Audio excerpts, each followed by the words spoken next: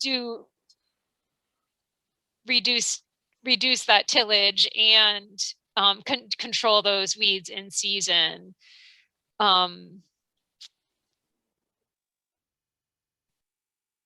This isn't really a solution for the quackgrass, but I wanted to bring up regarding Tenzin's comment. I think it mentioned this before, but I don't know, Tenzin, if you would have access to a high residue cultivator to try out, maybe it's like through a neighbor or something, but I know that's come up quite a bit in the no-till soy discussions in Dr. Aaron Silva's lab as like a good rescue option, that at least I've heard a few farmers say they've used successfully in rolled rye that got too weedy. What is a high? Oh shoot, Tenzin, you went on route. There you go. These are like wavy Coulter style cultivators, or I'm not familiar with that term. Can you explain what that is to me a little bit? It's got like gauge wheels to hold down the residue, and then a coulter for cutting. But then what really does the work is a round shank with a very flat, wide blade where you're basically undercutting mature weeds. And so it's not like a cultivation rescue for young, small weeds that are coming on, or if you have really high weed pressure coming through, it's more like if I guess kind of last ditch resort, because then obviously you're disturbing the residue enough that there's going to be the opportunity. But I've heard people talk about using it just before the soybeans canopy or something like that, or is there like sort of last chance?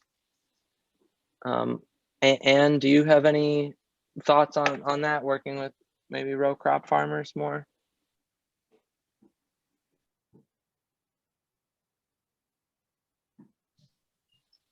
I don't have any good solutions. What I hear most often is that people find what that sort of minimum biomass that they have is, and make it a no-go decision at the beginning of the season if they don't have enough control of their weeds through sufficient biomass. So it's not a good answer for a perennial no-till system so much as an annual decision-making tool. And I remember some O-grain conversations about like how to drive that decision and exploration of different tools like canopy or things but my memory of those conversations is that there isn't really a good tool to adequately assess from like percent coverage or early season. I think that there are some metrics now. I couldn't tell you off the top of my head, but I think there are metrics for, X tons of biomass, but really that's mostly in a rye system. So that's only limited applicability in this conversation. Are there some tools around like a visual assessment of percent coverage also? Because biomass is harder, I think, for farmers to assess in field, whereas pulling a tape and doing a count might be a visual count. Do you know? I mean, I think you need it dense enough that counting would probably be awfully difficult too. I know Good point. There are some,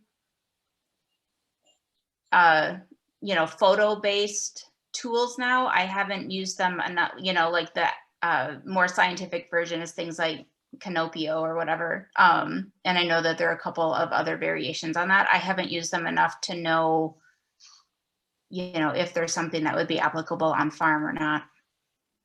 I think the challenge though is the extrapolation from like your rye, where it's at in April to where it's going to be at in June is such a wild card. I feel like, I mean, sometimes you can see if it's really a thin stand or if there was winter kill for some reason, but for me, it's just, I have a really hard time assessing that early season. Mm-hmm.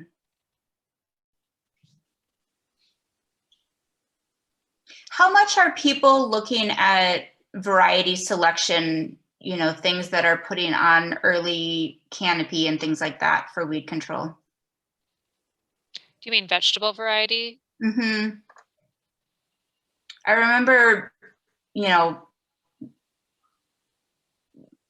several years ago when we were doing a lot of variety trials out at West Madison, part of the data that we were collecting at that point was leaf canopy at various points of the season for that particular purpose. I don't know, if it's an important enough decision point for most farms to be choosing their variety based on early canopy, but it could be For me, something to consider, all things being equal.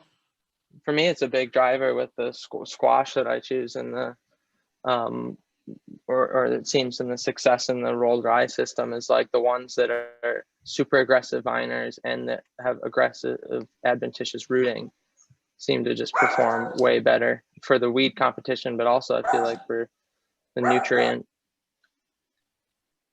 Yeah, the adventitious rooting could be super valuable.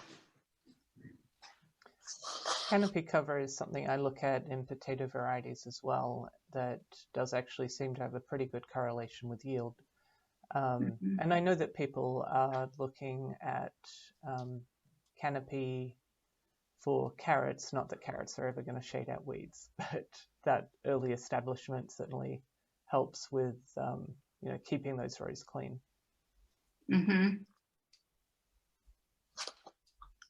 Yeah, and I guess it follows that good canopy would allow the plant to, process more photosynthesis and maybe put on more biomass as an entire plant.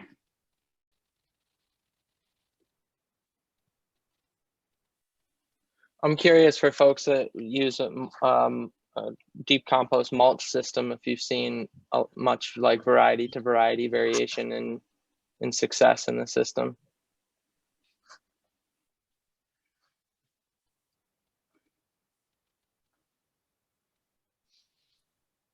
Could you elaborate on that a little bit, Dylan? Like, I mean, we're using the deep compost and we're seeing success, but I don't have a comparison between not reduced tillage and reduced tillage. We just jumped in with both feet.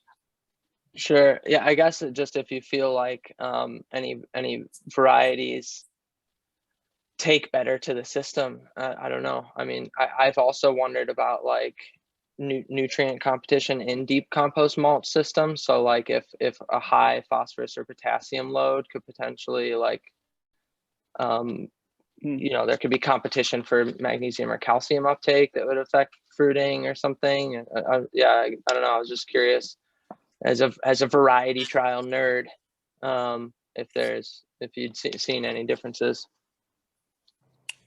I don't think we're that far along in our system to be that detailed.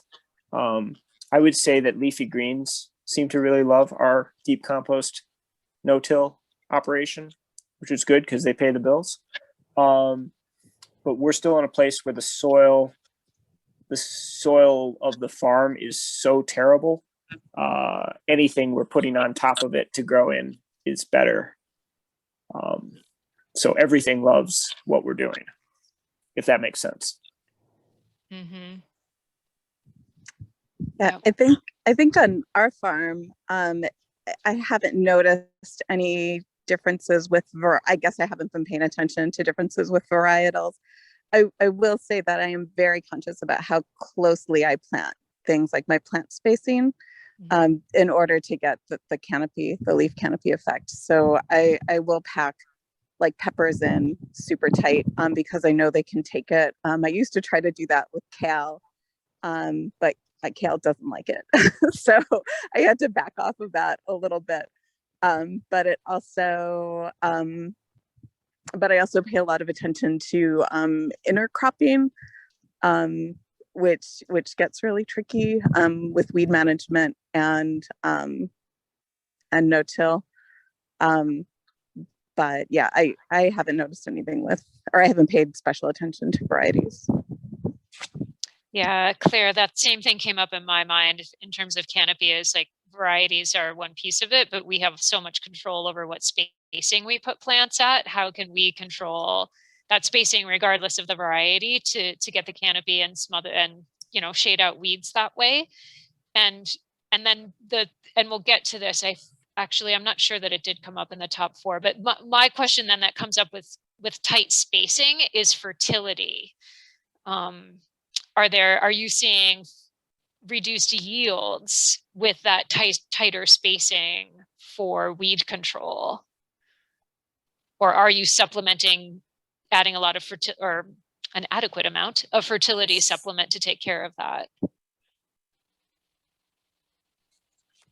I are like, we started out with a lot of compost, and then we continue to put on, or I continue to put on like an inch or so every year. So yeah, I mean, we're at a really fertile place, to the point where it might be a little bit too much right now, because I cannot grow spinach. Spinach just like immediately dies, and there's something about the balance of my soil that it's not happy with.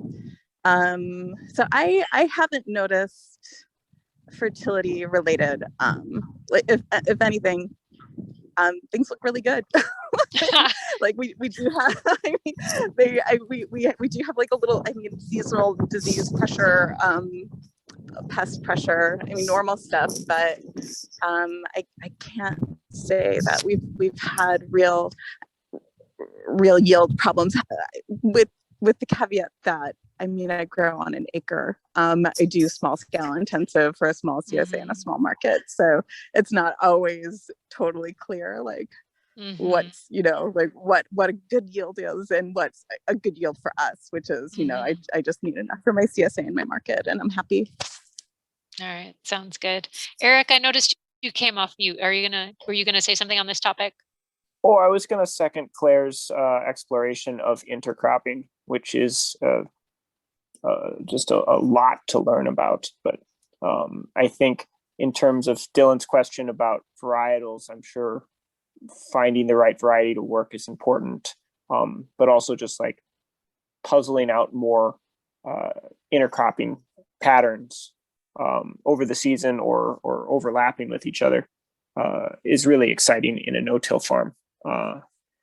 We just did our onions with direct sown radishes earlier today, and it's a new one, and I don't know, there's a lot to explore.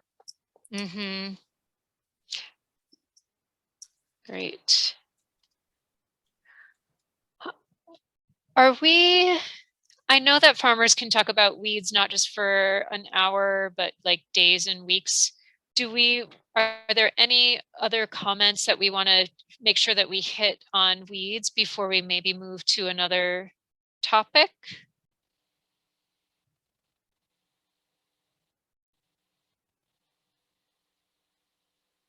Which would be,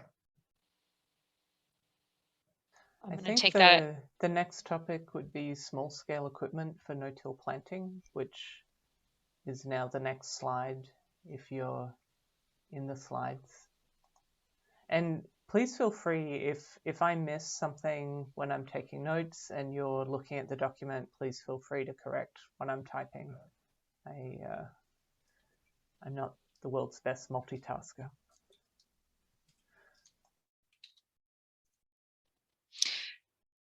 So I can start this one off. I'd love to I'd love to hear your input on this. Rue and I were discussing this yesterday, actually. I heard from another farmer who's not on this call today that one thing she's doing for no-till planting into landscape fabric is taking a electric drill into the field and putting on it a joint compound mixing auger.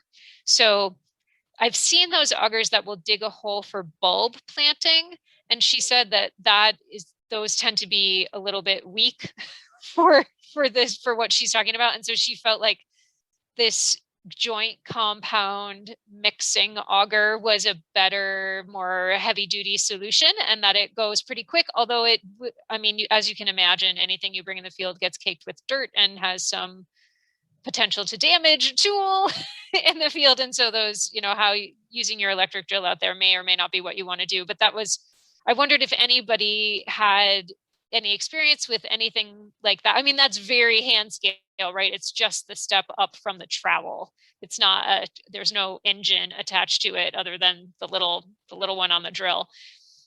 So if any of you have any experience with that or with other tools, Rue, maybe you want to talk about the other tool you found at some point also. Yeah, I should have that, but I'll get it for you, it's a Rue. kind of jab planter. I forget the name of it, but it's I think Norwegian tool, and someone was promoting it in a no-till growers group. I've used a few different styles of potato jab planter, and I really like them in terms of ergonomics. They're very comfortable to use, and I would love to see something that had similar qualities of being physically comfortable, where, like with these jab planters, there is a shoe that is essentially it's like a metal beak that will open, and so you jab that into the ground. You have a foot on it that presses against the ground, and so you jab it in and then push the long handle forward, and that causes the beak to open and the potato falls in. It's actually really fun to use, and not just for 5 minutes. It continues to be pretty fun for me, at least. I'm weird though. Like it's a physically satisfying tool to use, and I look for that because I get really exhausted hands and pain in my forearms, as I'm sure many of you do. So that kind of ergonomic tool is extremely appealing to me. So this jab planter has a hand-operated handle. Oh, thank you, Claire. The videos in the Do you the want chat me to now. do you want me to screen share the important part? I'll turn the mute. I'll put it on mute while you talk. If you want, sure. If you want.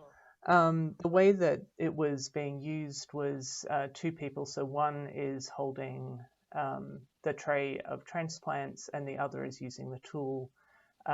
So that, like that is obviously a difficulty. With seed potatoes, you can just have a bag on your hip, but with transplants, it probably is necessary to have another person. But they got moving pretty fast. So yeah, I think if you skip ahead, it was, yeah, there we go. I mean, they definitely sped that up, but And it there's looks appealing. So I was wondering if anyone else had experimented with any types of jab planters.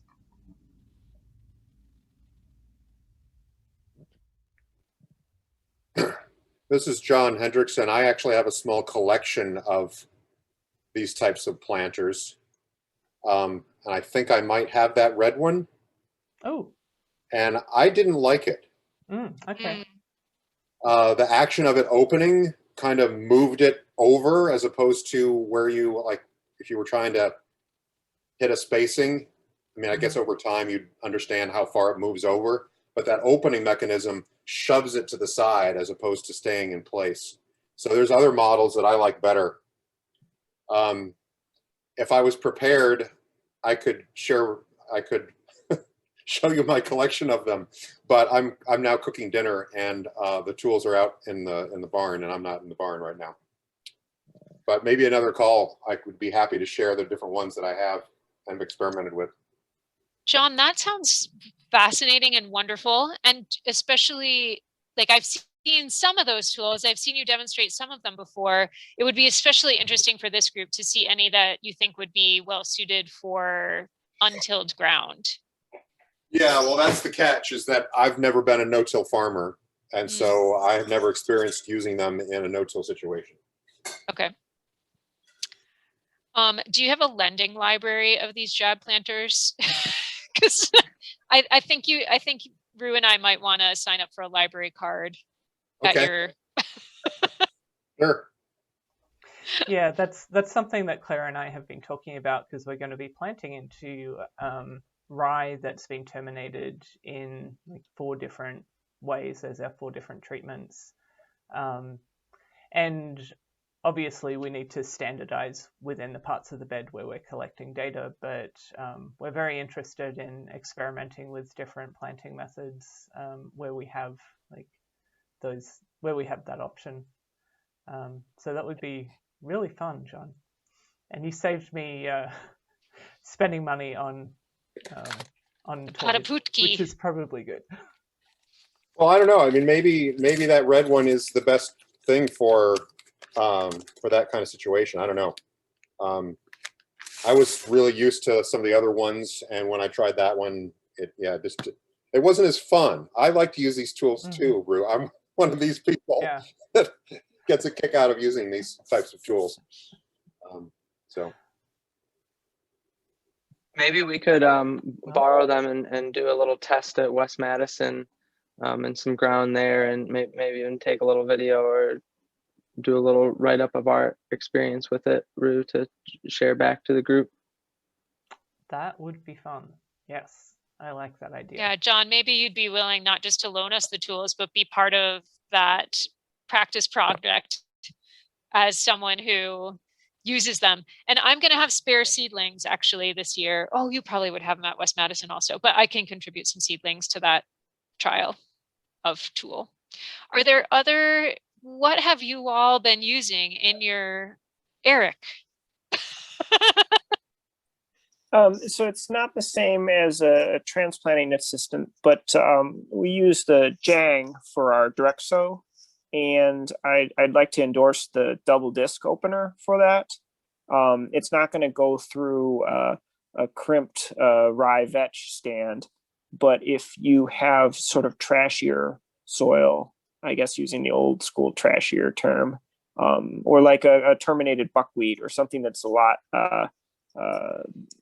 less biomass to it, or you're following a cash crop that was, not severely rototilled into this perfect, soil alone, I guess. We've appreciated it as a way to have beds that aren't just as traditionally clean that we're planting into. The disc opener works a lot nicer than the shoe that comes with it. If that makes any sense. Mm-hmm. Would you say again the name of that tool for the? I think it's just called the double disc opener. It's about $100. And everyone's soil and farm situation is different, but we're in a place where we almost never use the shoe that comes with it. We use the disc opener for almost every situation. Cool. I can second that, just in a little teeny experience of having used the double disc opener to seed cover crop into a bed that was cropped to oats and peas last year. So those winter killed, and it did fine going through that residue, but then like kale stalks or anything bigger, it definitely didn't handle that. It was at times just broadcasting, and I was okay with that, just bumping over things. But otherwise for cover crop I was seeding, it was doing a decent job of putting it in the ground.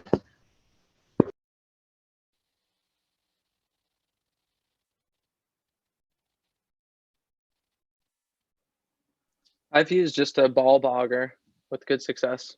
Worked fine for me. I'm curious about the mud auger, and I tried to look up some types, and I maybe am not seeing the type for the of that would be best for no-till, because they kind of, the ones I saw kind of have plates on the bottom. So I'd be curious. My experience with the ball boggers, the main thing was not to, like, the OCD in me wanted to drill all my holes and then plant and be efficient like that, but that is a lot of stress on the drill, and so it lasted a lot longer for a lot more holes. The battery did. If I did, like, maybe 2 or 3 and then planted, so it had a little cool down. And I would get through a 100-foot bed on one battery with a 18-volt lithium-ion drill, which is pretty good. I should say that's not with a tomato crop, so that was 18-inch spacing that I was doing. Oh, Dylan, that is so valuable, because that 100-foot bed on one battery is a lot less than I was hoping for. Oh, that's yeah. really I mean, good information.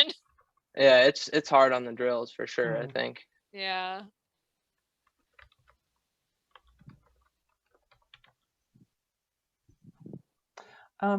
Maybe everyone else. But also, what a since I was bogger is, planting but- it. Sorry, Dylan. Why don't you go ahead and then I'll ask my question. Sorry if I interrupted. My internet is a little slow today, but I was going to say, even though that's, less than might be ideal, especially if your fields are far away from any shed or power, that was plenty of time for another battery to charge. So we were rolling. Okay, that's helpful. So you were. But that was just one person planting. So, it was taking me a while to do everything and go through the bed. And were you putting anything else in that hole, or was your system drill 2 holes, put down the drill, put in the plants, pick up the drill, or were you putting any water or compost or anything else in those planting holes in between? I was not. Yeah, just Okay. planting and firming in the plant. Yeah. And that was not into a rye system. When I tried it in the rye, it didn't, that lasted even less long. Because it had to get through that residue first and that bogged it down. And the roots. And if you got into the residue the wrong way, it would wrap too. Nice. Occasionally. But I did it in a oat pea cover crop that I had just rolled down that was providing all the fertility. And that worked really well.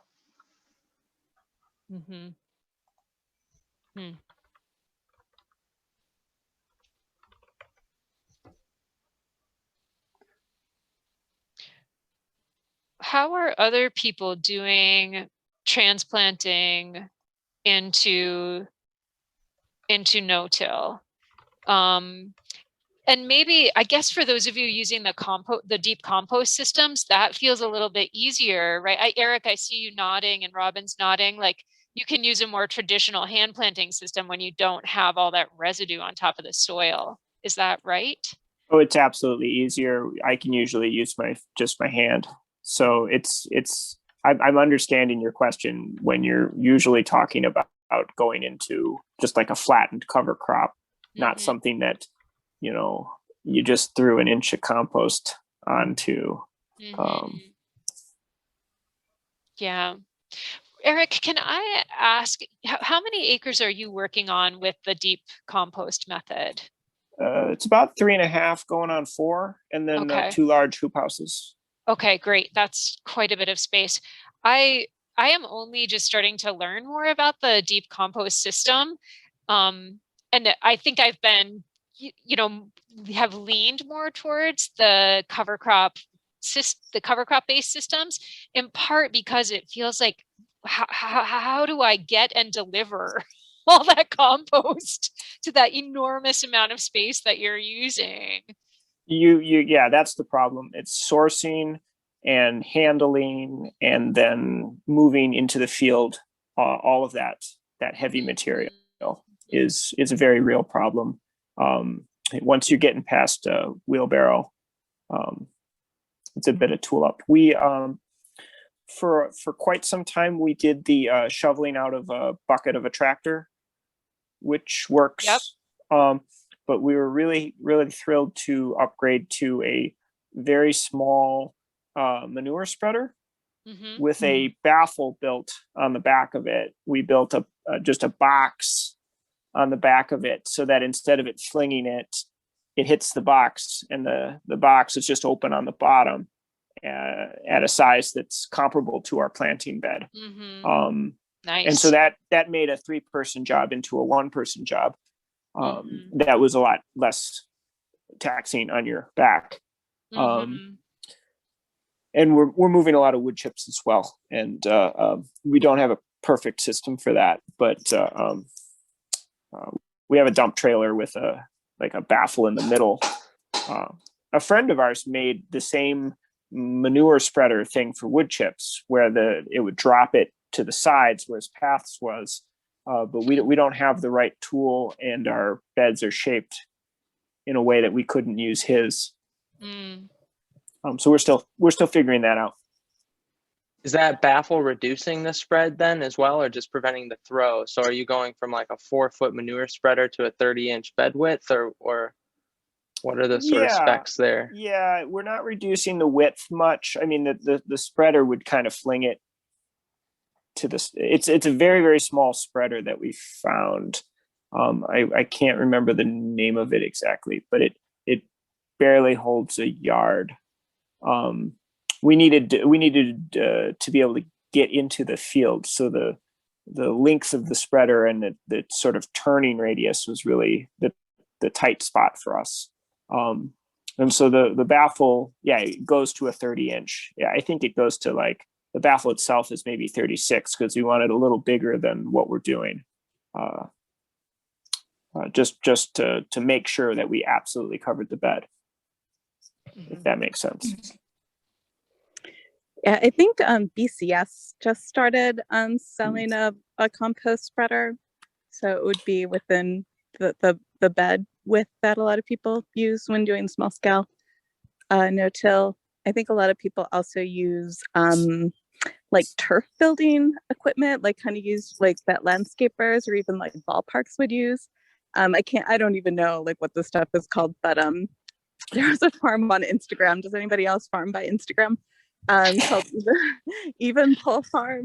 And they had like some, like, it was this super compact compost spreader that was dumping compost like directly onto their beds. And I mean, I looked it up for like a second. It was like $3,000, and I'm on an acre, so that's not going to be anything I buy.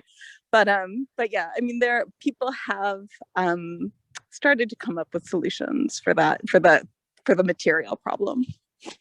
We haven't used the BCS one. The concern with that is it just doesn't hold a lot of volume. We're treating our compost like a mulch, so we're putting an inch down, maybe 2.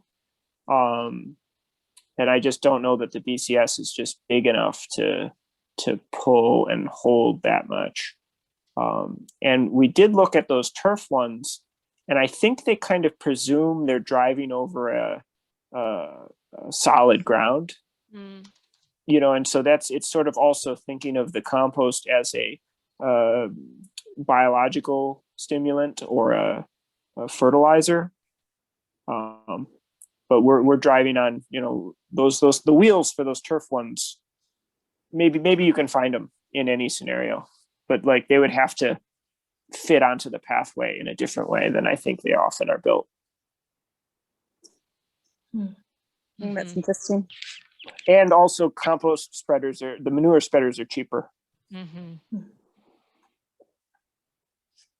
So Eric, I have a couple questions. I am wondering, when you're talking about deep compost, I think I heard you say 1 to 2 inches. Is that the basic, or do you go deeper than that? We're trying to do 1 inch at every flip. So like if we're going from one cash crop to another or cash crop to a cover. And so that's been our routine, at least at the moment. I'd love to reevaluate that in a few years. But when we're building a bed, it's probably more to the tune of 3 or 4 inches. Okay.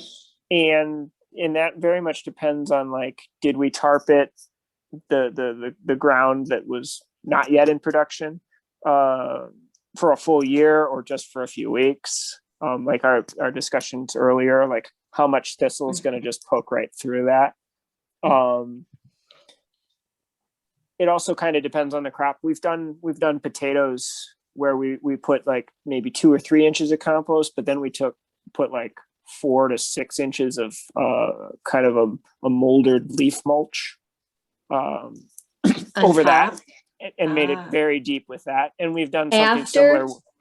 After you planted the potato, then you put that leaf on there. Yeah, we plop the potatoes and then we put everything over it. Okay. And similar with garlic.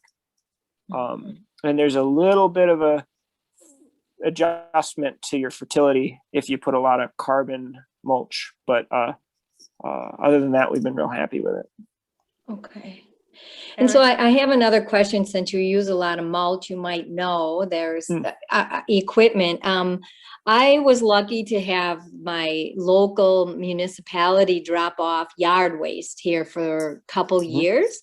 And then they came back and turned it again. And I have a lot of compost. However, it is full of walnuts. There are yard tools in there. There are rocks and sticks and trash. Just yeah, trash or Not the good little kind. kids' toys. Yeah. I mean, but I had the compost tested, and through the soil lab, and they said the quality, was really good organic material, and it's got really good quality to it. It's just trying to sift all of that stuff out is an incredible amount of labor. I mean, my son built a frame with the screen on it and then a track that sits over a wheelbarrow, and I shake it. So does anybody know, is there like a barrel like sifter or something that makes composting, something like that, feasible? I think you get into the expensive equipment pretty fast there. Right. Like a good composting operation should have one of those. And Right. It's probably a $30,000 or maybe I'm off by a zero, $300,000. Some obnoxious thing. Okay. I'm just curious. Sourcing is a real challenge for that. I wish I had the details in my mind. We were able to find it's really a truck driver that has a connection with a lumber industry waste. And so his compost is vegan, as I understand it. It's all lumber industry waste. And so it's not very trashy. But we get leaf mulch, and that is, it's composted leaf mulch, and that's municipal collected. So it's like 5% plastic. And that's exaggerating, but it's obnoxious. And so we really are debating other sources on that. Because we also don't have a way other than just picking it up. I visited a community garden once that had built like a barrel sifter with hardware cloth and just like a rudimentary, I think like 6 2-bys on the outside or something like that. And they just put it at an angle, had it like mounted on an angle and spun it. But I don't know about how much volume you could do with a homemade setup like that. I've seen designs for barrel washers where you take a chain, and I forget how it interacts with a piece of like large irrigation conduit, like a 3-foot tube that they'd use for not irrigation maybe, but like ditching, and the barrel washer would drive that tube in a loop. We're probably getting off topic, but and I don't even know what I'm talking about. Eric, I was wondering when you were talking about using leaf mulch on your potatoes, if you're using the same small manure spreader to spread that material. Yes. Nice. Yeah, that's working real well. It's what's real helpful is we have an old cultivator Kubota that has a lot of specialty creeper gears, but also 3 different PTO speeds.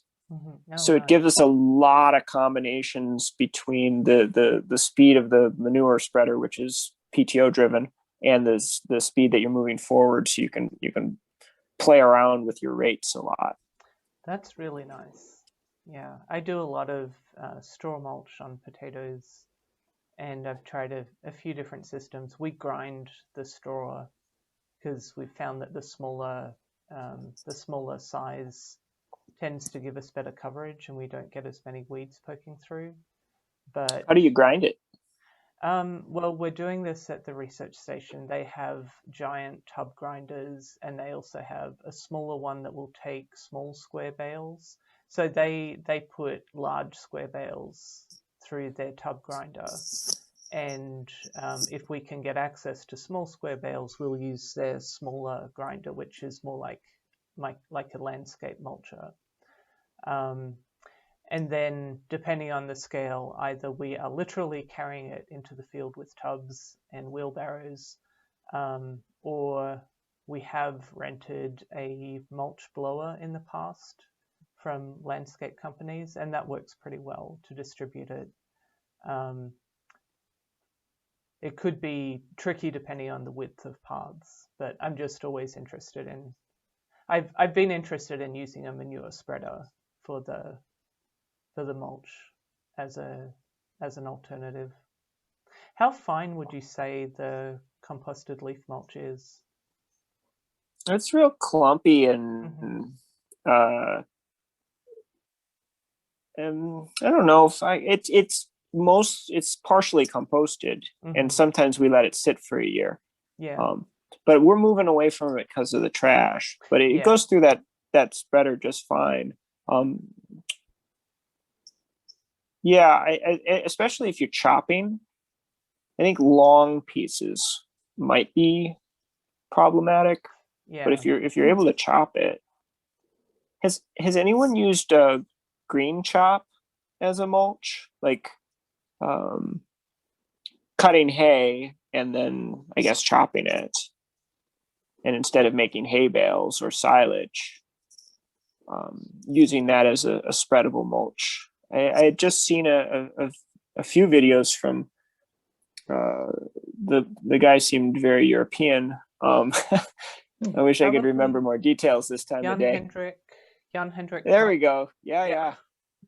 And they're talking about like sort of a clover rotation in European operations, that they were then spreading green chop to either augment their roll crimped cover crop, or I was kind of keen to use it as a mulch, because we do our own hay. And I don't know how eager I am to store this material, but for our squash family and our tomato family that need to be mulched at the time that the hay is at a good stage. Anyway, it feels very equipment. It feels like there's a big hurdle equipment wise. To do the green chop or to spread it once you've done it, or both? Yeah, to do the chop, because haymaking is different. Like it leaves it long. And I guess if we could chop it, we could spread it with the manure spreader we have. That's what I was wondering. Yeah. But, yeah. Go ahead. I think if you get like a neighbor that has a hay bind. There's also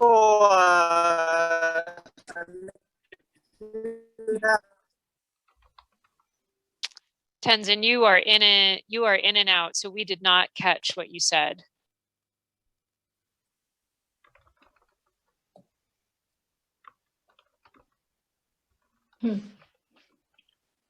And then did we lose Dylan? Nope, there's Dylan. I think you were saying something, Dylan.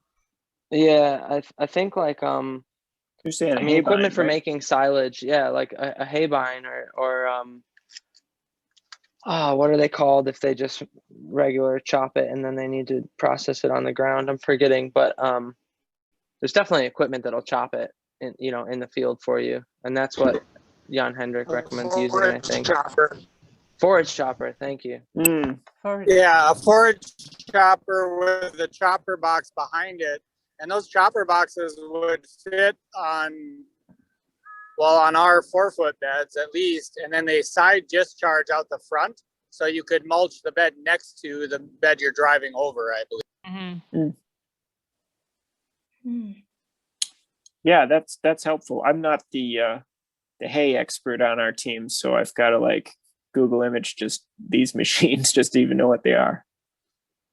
Yeah, and Jan Hendrik definitely reinforced that like sizing of the residue is really important.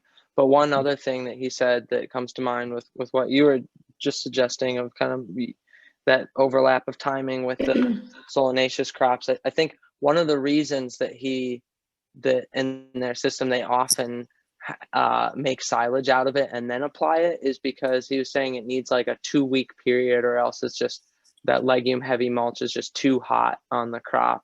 And I don't know if that's like pest and disease issues that it'll cause, or if it can actually cause like a nitrogen burn for some crops. But yeah, That's a good point. He was saying he put it down sometime before the crop, or he aged it otherwise.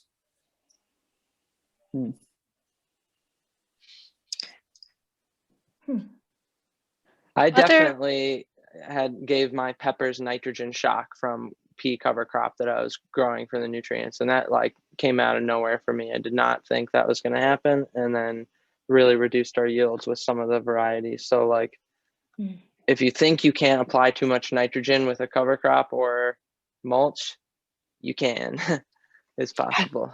And how did you do that? Was it with cover crop residue, or were you applying it through That was mulch? just cover crop residue, and I rolled down the oats and peas, and then put black plastic over top of it, or landscape fabric over top of it, depending on the bed, and planted into it right away. And I figured it was actually like a good strategy because it wasn't incorporated and wasn't chopped. So I thought it would be like a slow release, and yeah, it like half of my pepper varieties dropped their early blossom set.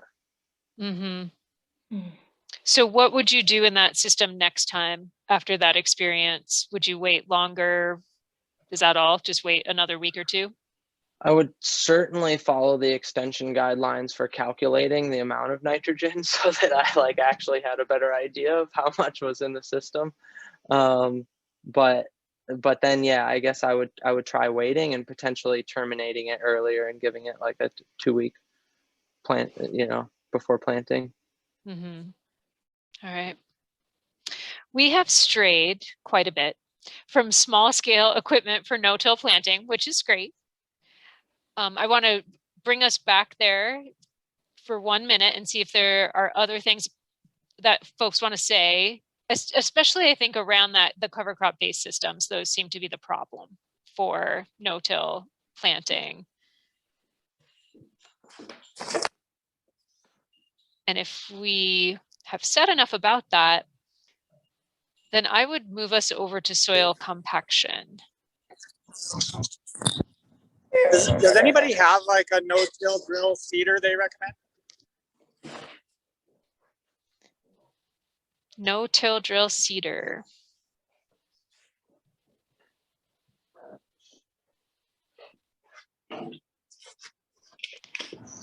Like a 2 or a 3 row system that will cut through residue and deposit seeds reliably.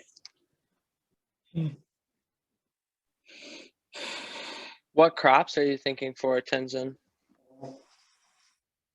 I'm really just thinking for corn and beans because it's the only can handle it. I'd love to do it with more things than that. And what I'm thinking about is into raised beds shaped the previous season and then mowed off as low as I can, which again, I'm going to be back to that cultivating problem, but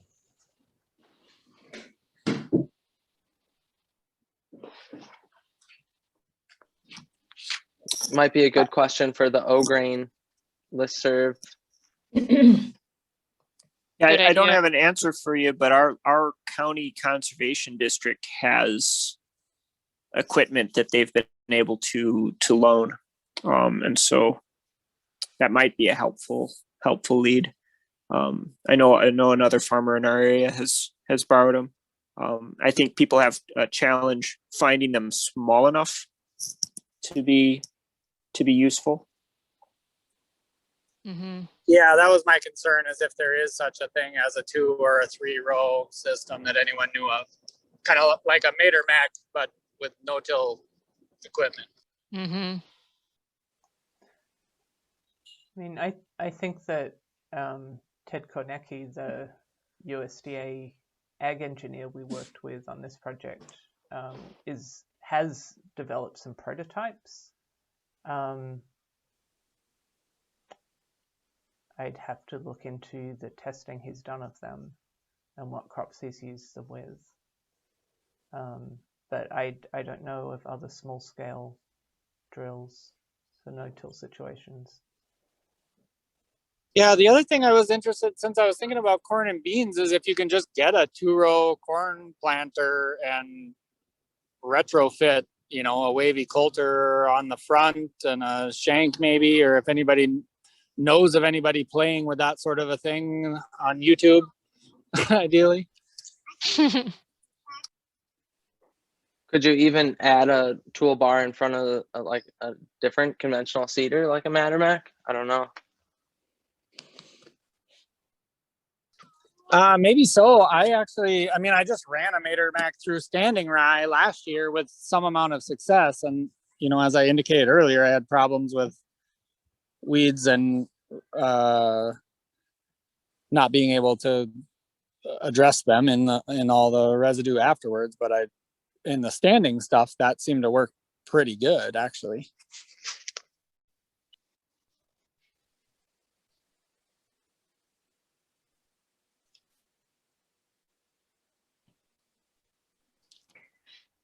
All right.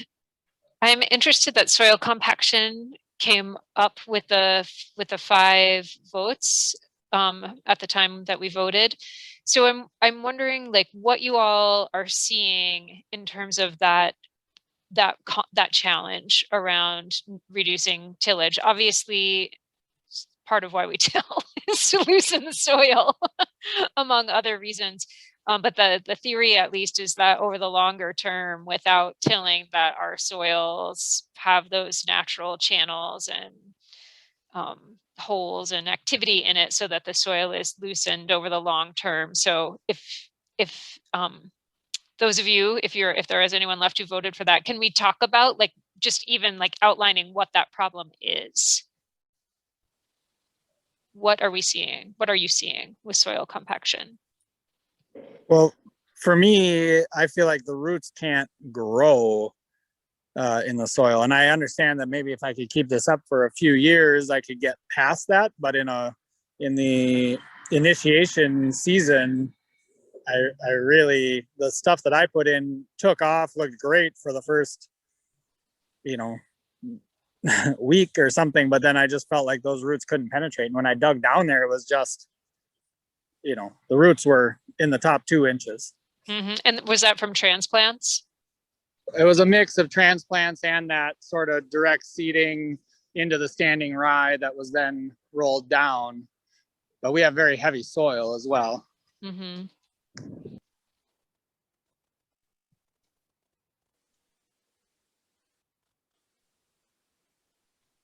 Right. Eric is making a face like he's never heard of soil compaction because he put so much compost on it. No, the clay underneath our soil is nasty. Yeah, we've had lots of compaction problems, but we're seeing them greatly reduced with our deep compost system. I'm just trying to put my head into a more of a row crop situation where that deep compost is not an option. And how, you know, I guess respecting that challenge of how to go, you know, how to get across the finish line or something where like if your cover crops, you know, what, you can't just grow cover crops for a decade and then move on. And would it even help if you did? I'm not sure. Like I don't feel like I have crossed that line. Dylan, maybe you've got more experience with that, or some other folks who've been doing it longer on the call in a cover crop based system. Like, what does crossing that line look like where your roots can penetrate and that soil compaction is not an issue? Yeah, I don't know. I mean, we've definitely faced it as well. I think that it's like the 2 things that come to mind for me are, you know, some form of biotillage ahead of it. So having your rye crop mixed with tillage radish and planted early enough that there can be some breaking up of compaction while maintaining a rye stand. And then other, I don't know, like I feel like the tilth after buckwheat is always pretty good for me, even just no tilling into it. But one of the other thing I wanted to bring up about this is that I've been really interested in and on the lookout for like a keyline or plow or deep ripper type of, or yeoman's plow type of situation that I could pull with a smaller tractor, because everything I see out there is like requires a seriously heavy duty tractor to pull like, you know, 4 to 6 knives. And like, could I find one that just has 2 and pull that with, you know, 50, 60 horsepower? Because I agree that compaction is a challenge, especially for me, like year 2 of trying to no-till, it seems like. Or if there's a bed that's exposed over winter and that settles during the melt or freeze thaw. So I don't know. I've been really interested in like, what are the vertical tillage options? Mm-hmm. On our soil, compaction and drainage are very related. And so managing the excess of water and directing it away from our planted fields really was the first step for compaction. And so I don't know the differences between like a cover crop remediation versus a deep compost, but it still felt like dealing with the water was the first step for us. Mm-hmm.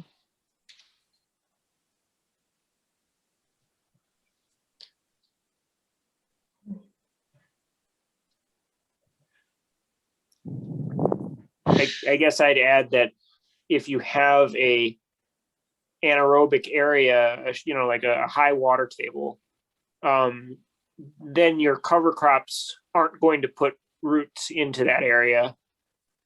Similar to they couldn't put roots into a highly compacted soil either. Mm-hmm. So even if you bust it up with a traditional tillage or with a subsoiler, if it then just is like swamp, if it's just, you know, water-based anaerobic, I would expect that the cover crop would have a reduced ability to affect it or to improve it. Maybe some crops can just drink it up. I'm not sure, but. Mm-hmm. So those of you like Rue, Ann, and Dylan, those of you who've been like doing more research, or at least more exposed than I am to row crop systems that have been doing no-till for a really long time, like what are the compaction issues are there compaction issues in those acres and acres of corn and soy that are being done conventional no-till? Do we know? Does it become lesser of an issue over time?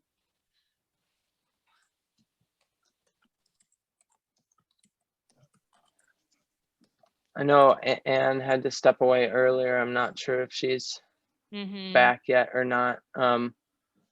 From what I have heard people talk about is that yes, it does become more of an issue over time.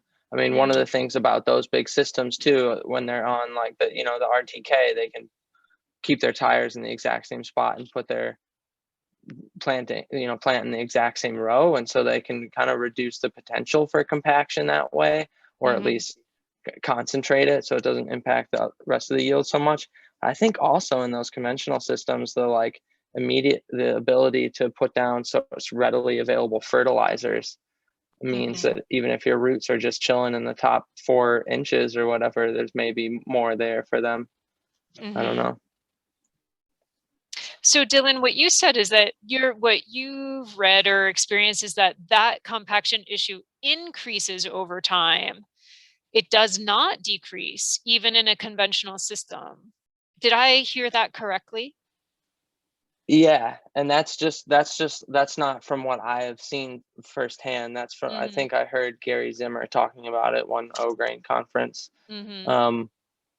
which, you know, maybe he was just talking down on the conventional a little bit because he's you know, all organic, and he's a big fan of smart tillage, as he says. But yeah, that's what I've heard, is that some of those soils just get really compacted.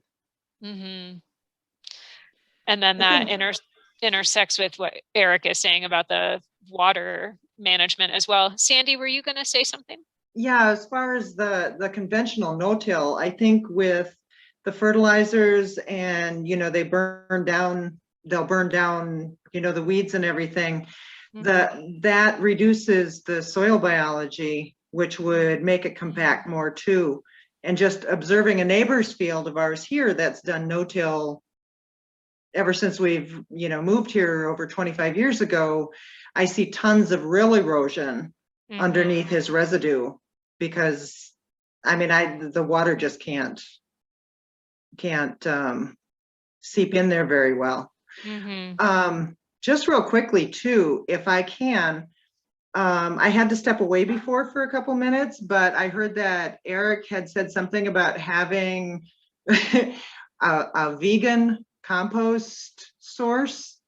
And the reason I'm curious about that, and I have no clue where you farm, but I'm looking for something like that, mainly because I've got a few crops that I do not like to put manure type nitrogen on. I prefer a plant-based nitrogen on those plants. And I don't know, it's probably just in my head, but I think it affects flavor in some of those crops. We're in Southeast Michigan. We're in Ann Arbor. You're in Ann Arbor. Okay, so you're quite a distance from us. We're in Southeast Minnesota. So yeah, that's a drive. That would be a drive. Yep. Okay, if anybody hears of or knows of any place that would have a compost like that we could use, because I'd like to start using compost a little bit more on our heavy soils here. I think it would make it easier to soften them up. We've had a lot of compaction and we're on heavy clay. So great. Thanks, Sandy. All right, well, we are down to 11 people. We've seen our numbers decline a little bit as it gets a little later in the evening with it being farming season. So our last topic on here was effective cover crop termination equipment or techniques, which we can talk about, but also in the few minutes we have left, if there are other issues that were not on our poll that people want to bring up, now could be a good time for that also. I'll just mention the smaller deep rip subsoiler, keyline plow, whatever flavor you want to take it in. If anybody sees one for sale and you know, even I'll drive a ways for it, or if you find any open source designs that look legit or something, yeah, keep an eye out for me. I really want one.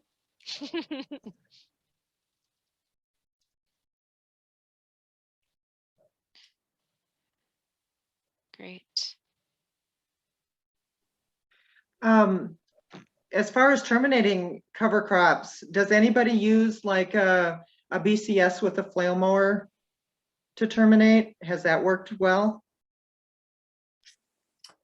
Yeah, we use the BCS with the flail. It works. It mows great, but it's what I have trouble with is once I mow that off, instead of rolling it down, there's too much light gets in, and then I have other weed issues. How would that be in combination with the deep compost mulch? Yeah, I would agree with Tenzin that our experience is if we mowed that down, it wouldn't be enough to smother weeds. But yeah, that's what we're doing. We're flailing it down, and then we're, you know, put an inch of compost right over it and then plant through that. I mean, depending on the timing and the crop we're transitioning into. More typically, we would flail or roll somehow and then tarp to terminate. Yeah. Most of the time, we haven't gotten a perfect termination just from flailing. It depends on the crop, I guess. Okay. Has anybody used, you know, just multi-species cover crops?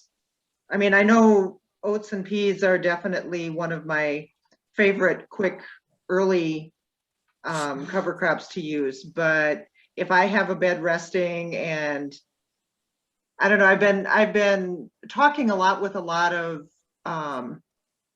more crop farmers and grazers that are using multi-species, you know, anywhere from 8 to 15 different species in their cover crops. Is anybody working with that with vegetables at all?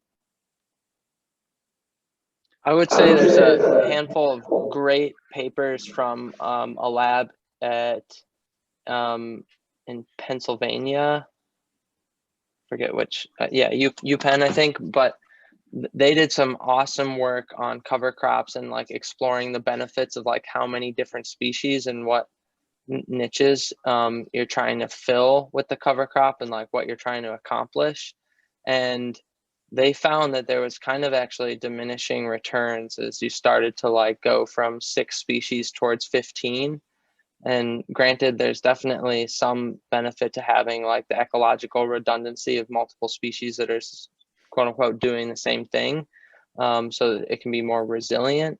But I think that like personally, I think those super diverse mixes are a little bit talked up to be of more use than they actually more benefit than they actually provide, and it can get so expensive. I don't know. I'm like, for me, like 3-4 species, 5 maybe, but like then it starts getting crazy and they start competing with each other, and I don't know. I feel like the seed cost adds up really quickly too.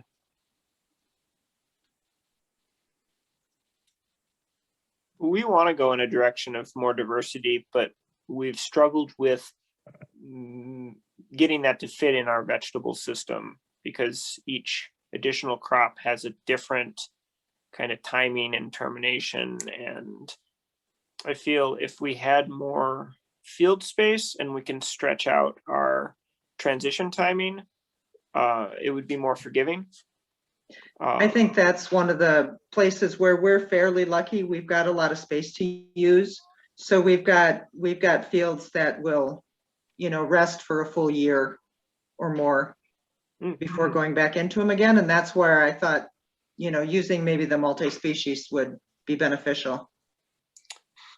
And are you terminating with a timely crimp, or are you using tarps in any way? We've just started using tarps a little bit, and we're just starting to put together beds. We're going from basically from a field system to trying out some different beds. And I've got a couple crops that we do a lot of that I haven't quite figured out how we could do it in a no-till type situation. We do a large amount of carrots, but we do a large amount of sweet potatoes. And I've kind of termed it a semi no-till with those, what I'm trying to set up, so that the years that I don't have like the sweet potatoes in the field, you know, I might have work with cover crops and beds and no-till during that time, but then eventually I'd have to till it in for the sweet potatoes. And I can't find my way around using plastic for those either in this climate. So if anybody's got any ideas on that too, I'd love to hear it. If you can move enough material, you can grow sweet potatoes a lot like potatoes, where you just throw a lot of mulch over them. Maybe I'm oversimplifying. Well, the heat is the issue, I think, with that. Will that keep them too cool? That's a good point. It will keep the soil cooler. Yeah, and we really need that soil to warm up for the sweet potatoes. Yep. Yeah, I did just a tiny little garden scale comparison of straw mulch and landscape fabric for sweet potatoes last year. And yeah, definitely the landscape fabric was a lot more productive. I didn't measure the soil temperature under there, but sure, I wouldn't be surprised if it stayed cooler, because that's typically what we see. I wish I could get our transplanter to fit into the same holes in landscape fabric because I hate using all that plastic, but we do about 1.5 acres of the sweet potatoes. So I'm just not quite sure what else to do at this point. And I'd love to use the landscape fabric that we could reuse but it would be, the transplanting that would be an issue, because doing it by hand, it just takes too long. Yeah. Back to the transplant tools. Right. All right. Thank you, everyone, for attending. That was great. It was really fun to meet some new people, for me anyway, new people on this call. Thanks so much for being here, and I'm going to turn it over to Rue to close us out. Oh, okay. I thought you were closing us out. Well, I don't know. I guess we're going to co-close. Or do we? Yeah. We don't have another session coming up, I don't think. We don't, but we do want to get another one set up. We'd like to keep on meeting every month, even though I realize that as we get into the full swing of summer, people may not be able to come. But we will set things up. If you have times that you would prefer, or a different format that you would prefer for these discussions that might work better, let us know. Otherwise, we'll stick with the Zoom meetings. And yeah, as always, if you've got ideas for discussions, I think a lot of great stuff came up today. I think we have some good ideas from today's conversation. But if you want to really promote a particular topic that you'd like to have a deeper discussion on, let us know. And feel free to use the email listserv to get in touch, or just to keep this discussion going. All right. Thanks, everyone. Thank you so much. This was really fun. I learned a lot. Hope other people enjoyed themselves as much as I did. Thank you all. Thank you. Thanks, everyone. Oh, nice. Thanks, Eric. Aw.